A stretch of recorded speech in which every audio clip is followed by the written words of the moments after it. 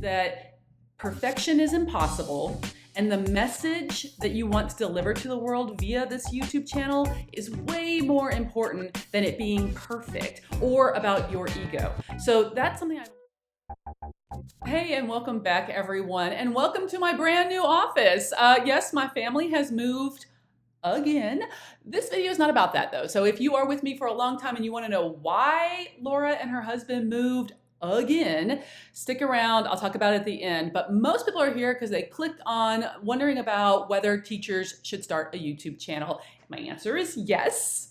And I'm going to talk about all the reasons why, because it actually is a response to a question from one of my YouTube viewers, Emily. Emily K is a 5th grade teacher from Louisiana. And she asked, it would be cool if you did a video on what a teacher needs to know before starting a YouTube channel. I suspect there's a lot I'm not thinking about. And yes, oh my gosh, there goes my phone. Hang on. Wow. Okay, so normally I would refilm that intro because I got interrupted by a phone call, but actually, Emily and everyone, I'm gonna leave it in because I think it illustrates my first important message, which is that perfection is impossible, and the message that you want to deliver to the world via this YouTube channel is way more important than it being perfect or about your ego. So that's something I've learned is like my videos are awkward. There's cringiness. It makes you question your vanity question comes up, like I've talked about my giant forehead in other videos. I've talked about like bags under my eyes and wrinkles. It's hard because you have to put all of that aside because you believe so fully in what you have to say. And that's kind of where I've gone with the channel.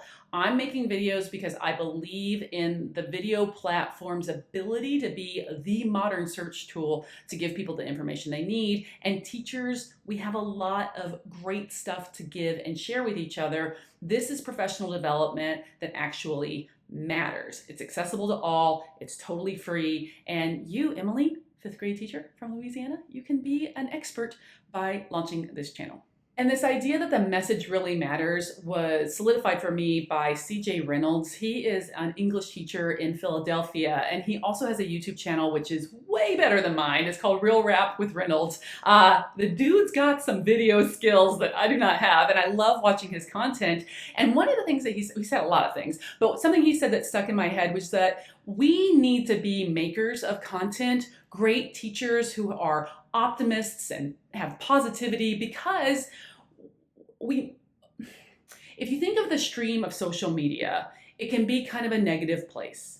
And I want to be part of the positive solution. And that's what CJ was talking about in one of his videos. Just put out good stuff. You want to share ideas, then you need to embrace the social media. And so, yeah, I'm on Instagram, and yes, I have a Facebook page. And yeah, I'm here in YouTube digging in and answering comments because I want good, positive, awesome stuff to put out into the world. And so Emily and all those other teachers out there, you should join us. Okay, so my advice, stop stalling, get out of your head and start making. You can decide what you actually want to post and put out into the world, but you're not going to get anywhere if you don't ever get out of here. So this weekend, film something, learn some video editing, see how it feels. Manipulate your voice in iMovie. That's what I do. I sound even worse in real life. Believe me, this is like the toned down version that you guys get. But Emily, you got to get in there and you got to start making, because that's how we learn. We learn by doing. If your first efforts are truly awful, you don't have to post them. What did you lose? You lost a couple hours time, but you gained some skills that you can then use the next time you make a video. So yeah, you just got to get in there and get your hands dirty, because that's how you're going to learn. My first videos are terrible. So when I first realized that I wanted to use YouTube for more than just like hosting stuff I wanted to share with my students, but that I actually wanted to be like, professional development person here on the channel, it's cringy, man. I thought I had to be like, news anchor Laura, with smooth, even language. And I was so inauthentic. And my husband and my friends who saw it were like, that is not you. And it took me time to get more confident to let go of some of that stuff. And so I actually decided to leave those videos up because, one, they're a good reminder. They make me humble about how cringy. That's the word. They are. They're really bad. But I also believe, and again, that the message is more important than my ego. And I believed in the content of what I was talking about, even if my execution wasn't really great. So you'll get better as you go. And you are the ultimate editor. You get to decide what you put out into the world. And I like that kind of power. And you don't need to be fancy. In fact, I think it's even better if you're not fancy. When I first started, I actually from Amazon bought a 3-point lighting system because that's what real makers do. That's what real video people do. I bought a Yeti microphone.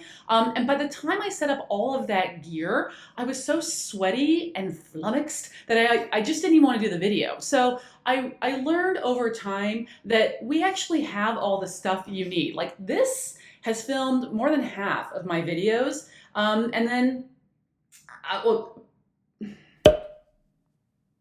okay, so if you're gonna use your phone, and by the way, my husband got me the fancy iPhone for Mother's Day. Isn't it nice? I love that portrait mode. It's very fancy.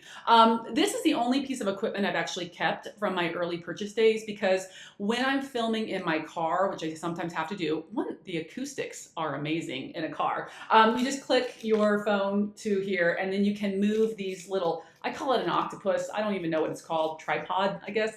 And you can put it on your dashboard and then you can talk. The phone's microphone is probably good enough to pick up what you need it to pick up. I have over the years used my earbuds because the microphone was right by my face. You probably see my necklaces over time. Right now I'm filming on my laptop and the microphone does a good job of picking me up, so I don't have like an external microphone or anything. But I guess my big point is don't get fancy. Use what you have. In fact, I'm gonna throw a photo up here right now.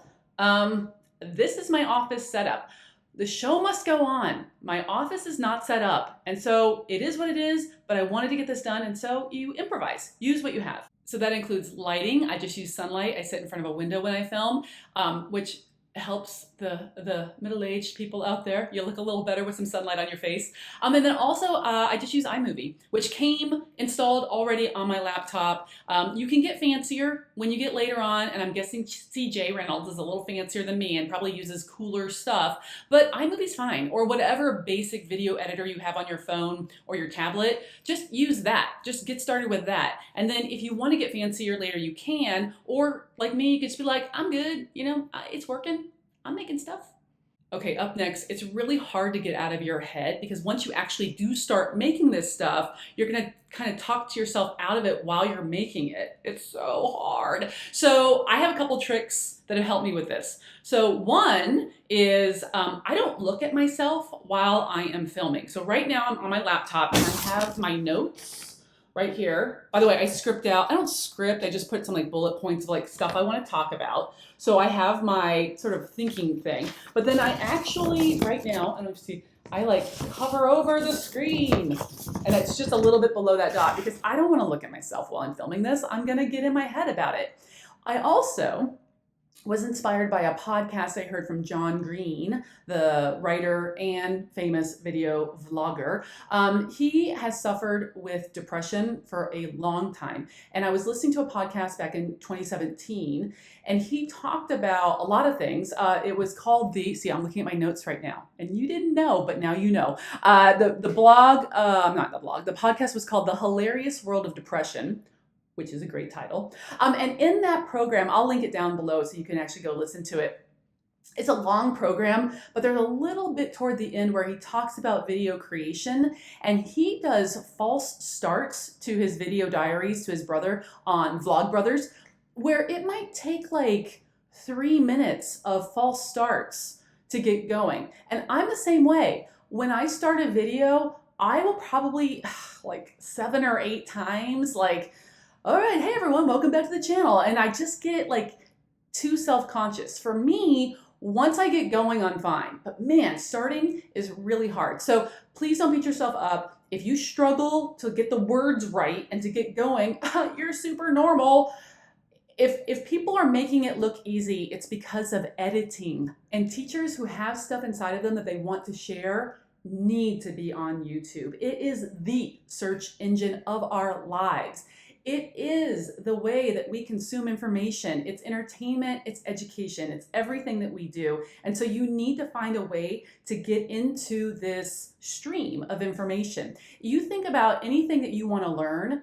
Now, I just go to YouTube. I don't even read blogs anymore, which is shocking because I have a blog and that's how I started out. But even today, YouTube is where I'm at. I will, while I'm cleaning the house, put on YouTube channels and just listen to them as though they are podcasts. And I was big on podcasts for a while too. I still love them. But for information, if I want to learn something, I'm going to go to YouTube.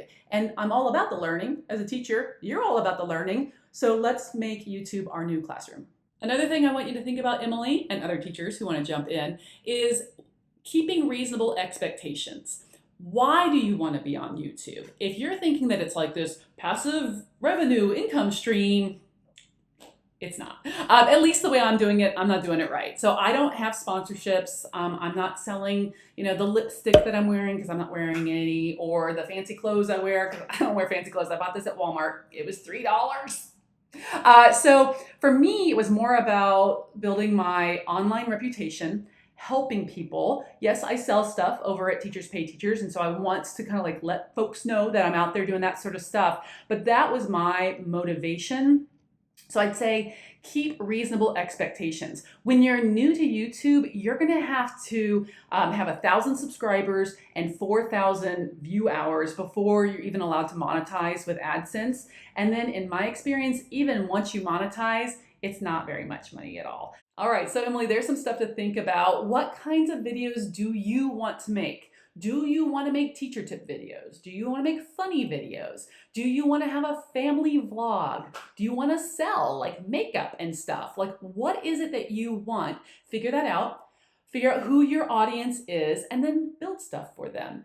I would love it if once you build the thing, send me a link. I'm dying to see what you, Emily, come up with, and other teacher folks too. You can share those links down in the comment section. Right, so I totally forgot I was gonna circle back and talk about why we moved again. So when my husband and I came out here about 6 months ago, we didn't know the Nashville metro area at all, and we found a cute house in the suburbs. It turns out Nashville is massive. It is, you have to drive everywhere a long time to get anywhere, and we are tired of spending so much time in the car because to do anything fun, to go anywhere we want to go, was a minimum 45 minutes in the car, and I was just like over it. So now we are out of the suburbs. We are in the urban core of Nashville. It is awesome. The furniture, I'm working on that. We got to move some stuff over. So hopefully next time I film a video, the office will be a little more filled in.